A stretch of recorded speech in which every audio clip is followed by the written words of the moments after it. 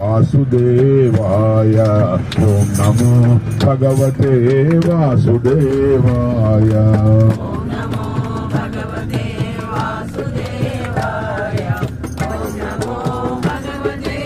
వాసుదేవాయ ఓం నమో భగవతే వాసుదేవాయ ఓం నమో భగవతే వాసుదేవాయ ఓం నమో భగవతే వాసుదేవాయ ఓం నమో భగవతే వాసుదేవాయ ఓం నమో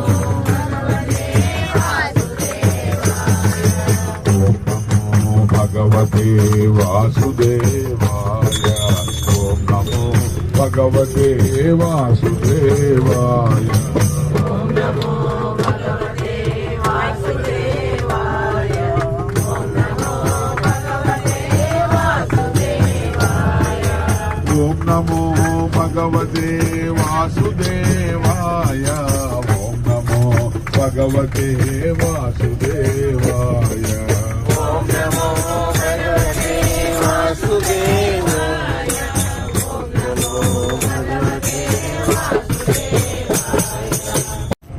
నిజానికి ఈ ప్రయాగ అనేటువంటిది ఇది చాలా చారిత్రక ప్రాముఖ్యత కలిగినటువంటి అద్భుతమైనటువంటి నగరం. ఎందుకంటే ఇది కుంభమేళ గింభమేళ పక్కన పెట్టండి, ప్రాచీన కాలంలో చాలా మంది రాజులు చక్రవర్తులు ప్రయాగని అతి ముఖ్యమైన కేంద్రంగా తీసుకొని దీన్ని ఆధ్యాత్మికంగా దీన్ని అభివృద్ధి పరిచారు. ముఖ్యంగా క్రీస్తు శకం 606లో సింహాసనం అధిష్ఠించినటువంటి పుష్యభూతి వంశస్థుడు హర్షవర్ధనుడి కాలంలో ఈ ప్రయాగ అత్యద్భుతంగా రాణించింది. ఆయన చాలా గొప్ప చక్రవర్తి, ప్రజల్ని కనబిడ్డలాగా పరిపాలన చేశాడు. ఆయన దాన ధర్మాలకి పెట్టినటువంటి పేరు, చాలా అద్భుతమైన దాన ధర్మాలు చేసేవాడు. ప్రతి 5 సంవత్సరాలకు ఒకసారి ప్రయాగలో ఆయన మహామోక్ష పరిషత్ అనేటువంటి ఒక అద్భుతమైనటువంటి సభను నిర్వహించేవాడు. ఇందులో ఇది 5 రోజులు 10 రోజులు జరిగేది కార్యక్రమం. తాను రాజుగా 5 సంవత్సరములు కూడబెట్టినటువంటి ధనమంతా ఈ బ్రాహ్మణులకు, పేదలకు అందరికి కూడా ఆయన దానాలు చేసేవాడు. చైనా రాయబారి హ్యూయాన్ సాంగ్ మన భారతదేశాన్ని సందర్శించినప్పుడు మహామోక్ష పరిషత్తుగా ఆయన అటెండ్ అయ్యాడు. 5 మహామోక్ష పరిషత్తులు అశ్విని కాలంలో జరిగాయి. అంటే ప్రతి 5 సంవత్సరాలకు ఒకసారి 20 సంవత్సరాలు. ఒకదానికి హ్యూయాన్ సాంగ్ హాజరవడమే కాకుండా ఒకదానికి అధ్యక్షుడు కూడా వహించాడు. ఆయన ఆశ్చర్యపోతూ హర్షవర్ధన్ గురించి తన యొక్క గ్రంథం సియుకి అనే దాంట్లో రాస్తాడు. ఏమిటంటే ఒకసారి ఈ మహామోక్ష పరిషత్తులో తాను కూడబెట్టేటువంటి ధనమంతా అయిపోగా తిరిగి వెళ్లిపోతూ హర్షుడు ఉంటే ఎవరో ఒక పేదవాడు వచ్చి దానం అడిగితే తన బట్టలు ఊడదీసి ఇచ్చి తన చెల్లెలు రాజశ్రీ యొక్క దుపట్టాన్ని కప్పుకొని ఆయన రాజా మందిరానికి వెళ్ళాడు అని సియుకి గ్రంథంలో వేదాంత సాంగ్ రాశాడు. కాబట్టి అప్పటి నుంచి కూడా ఈ ప్రయాగ అనేటువంటిది ఇలాంటి ఆధ్యాత్మిక కార్యక్రమాలకి అది ముఖ్యమైనటువంటి కేంద్రం. అయితే మనకు ప్రాచీన కాలం నుంచి ప్రయాగ ఎందుకు గొప్పది అని అంటే ఇందులో ఇది త్రివేణి సంగమం. అంటే 3 నదులు ఇక్కడ కలుస్తూ ఉన్నాయి. గంగా, యమున, సరస్వతి నదులు. తుకారాం మహారాజ్, ఇది బాగా వినాలి అందరూ కూడా. తుకారాం జీవించి ఉండగా ఆయనకి వైకుంఠం నుంచి గరుడ వాహనం వచ్చింది. ఆ పల్లకిలో ఆయన పొందితో ఆయన వైకుంఠానికి వెళ్ళాడు అని చెప్తారు. పాపం తన గ్రామంలో ఉన్న వాళ్ళందరినీ కూడా తుకారాం తనతో పాటు తీసుకెళ్లాలని అనుకున్నాడు. కానీ ఎవరు ఆయన మాటలు విశ్వసించలేదు. చివరికి భార్య కూడా ఆయన మాటల్ని నమ్మలేదు. సరే ఆ రోజు అంటూ వచ్చింది. ఆయన నది సమీపానికి వెళ్ళాడు. వెళ్ళగానే వైకుంఠం నుంచి ఆ గరుడ వాహనం వచ్చింది. దాంట్లో ఆయన అధిష్ఠించాడు. అప్పుడు అక్కడ ఉన్న ప్రజలందరూ కూడా దుఃఖపడుతూ, స్వామి మేము మిమ్మల్ని అర్థం చేసుకోలేకపోయాం, నువ్వు మాలో ఒకటిగా సామాన్యుడిగానే ఉన్నావు, నీవు ఏమి చేస్తే నీకు ఇలాంటి అవకాశం కలిగింది, భగవద్ అనుగ్రహం నీకు కలిగింది, నువ్వేం చేసావు మాకు చెప్పు, నువ్వు వెళ్తున్నావు కాబట్టి అన్నారు. అప్పుడు తుకారాం మహారాజు ఏమన్నాడంటే, నేను త్రివేణి సంగమం మునకేశాను అని అన్నాడు. అందరూ ఆశ్చర్యపోయారు. త్రివేణి సంగమంలో మునక వేస్తే వైకుంఠం నుంచి గరుడ వాహనం వచ్చింది, విమానం వచ్చింది అని అందరూ ఆశ్చర్యపోతుంటే అప్పుడు తుకారాం మహారాజు వాళ్ళందరూ కూడా చెప్పాడు, ఏమిటా త్రివేణి సంగమం అంటే ఇప్పుడు మనం వెళ్ళి మునుగుతున్నామే అది కాదు, కథా త్రివేణి సంగమా, కథా త్రివేణి సంగమా, హేవో భక్త ఆని నామా, ఉత్తమా చరణ రజవంద్రిత, కథా త్రివేణి సంగమా, హేవో భక్త ఆని నామా,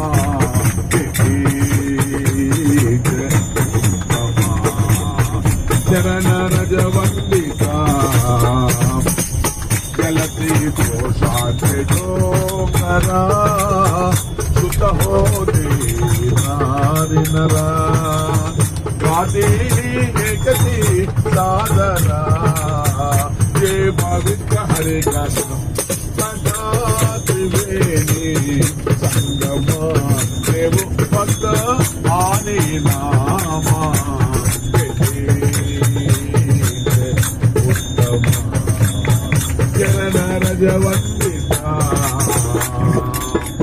నిజానికి తుకారాం ఏ త్రివేణి సంగమంలో అయితే మునక వేశాడు, దాంట్లో మనం మునక వేసినప్పుడు మాత్రమే భగవద్ అనుగ్రహం కలుగుతుంది.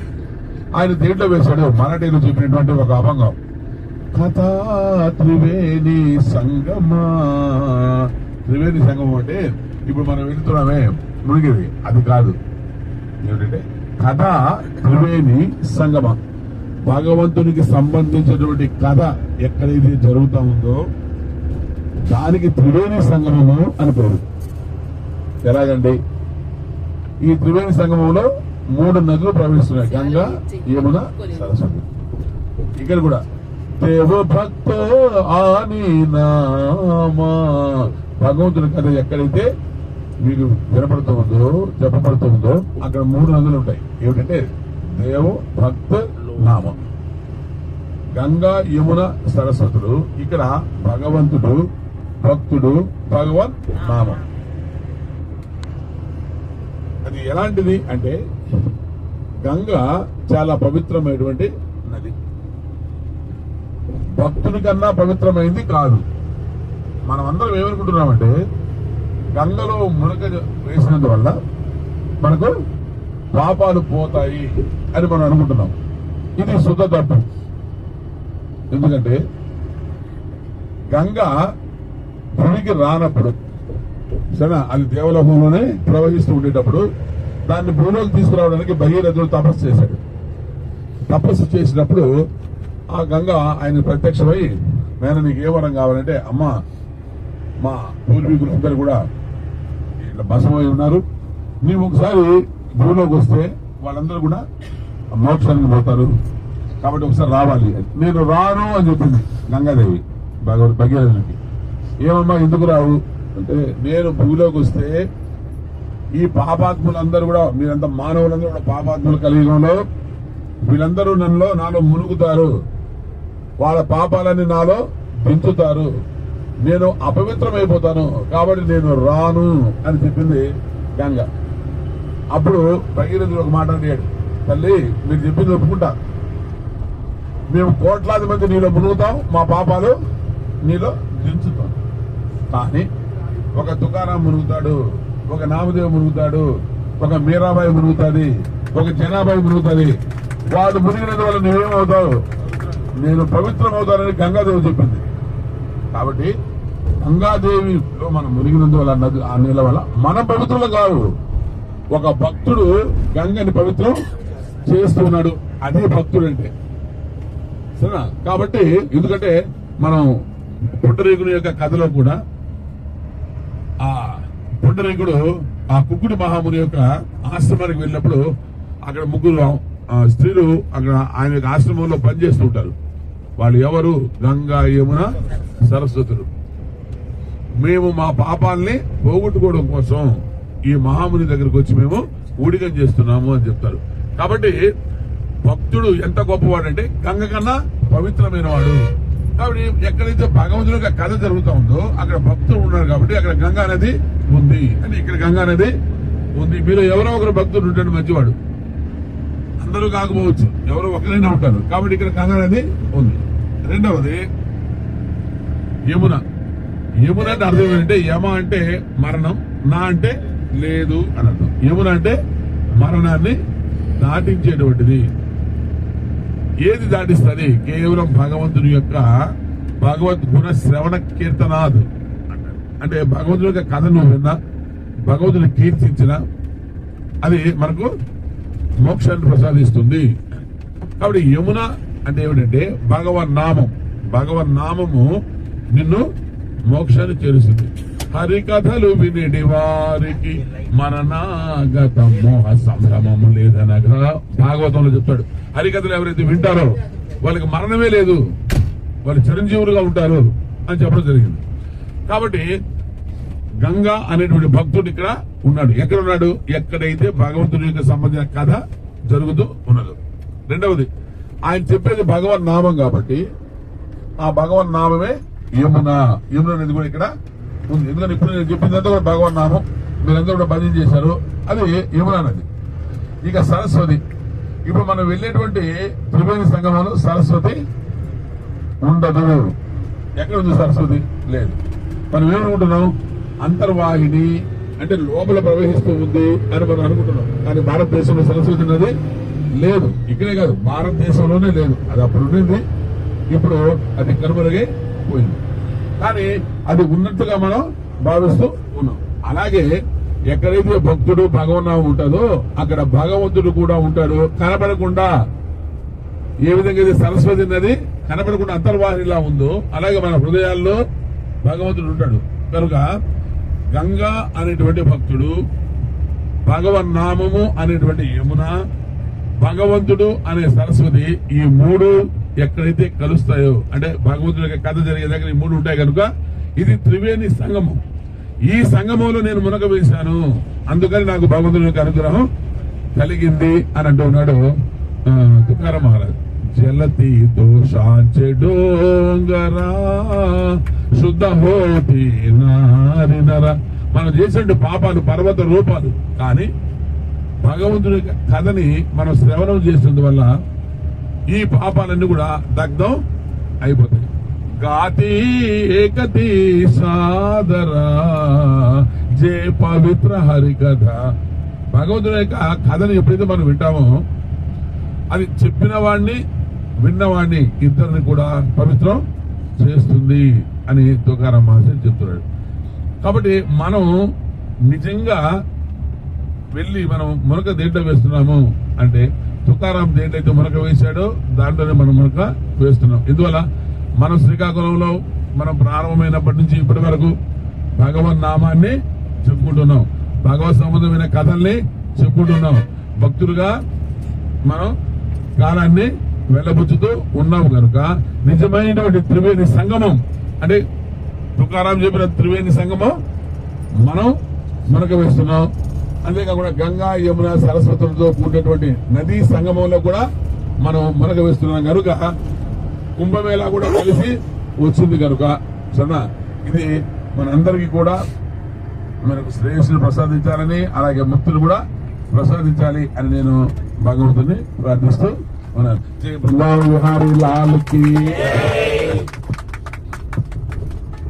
హరి ఓం నమ శివాయ శివాయ నమ ఓం నమ శివాయ శివ శివ శివాయ ఓం నమ శివాయ శివాయ నమ ఓం నమ శివాయ శివ శివ శివాయ ఓం నమ శివాయ శివాయ నమ ఓం నమ శివాయ శివ శివ శివాయ ఓం నమ శివాయ శివాయ నమ ఓం నమ శివాయ ఓం నమ శివాయ ఓం నమ శివాయ శివాయ నమ ఓం నమ శివాయ ఓం నమ శివాయ ఓం నమ శివాయ శివాయ నమ ఓం నమ శివాయ నారాయణ హరి ఓం హరి సుందర నంద ముకుంద హరి నారాయణ హరి ఓం హరి సుందర నంద ముకుంద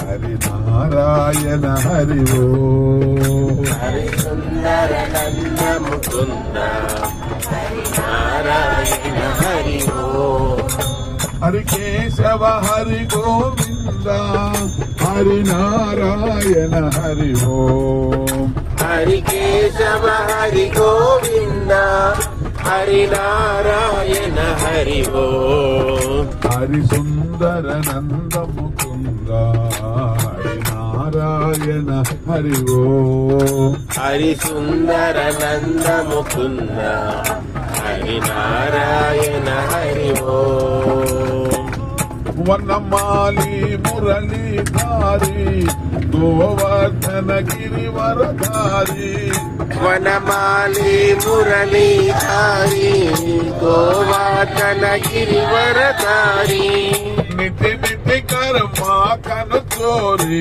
గోపీ మనహారి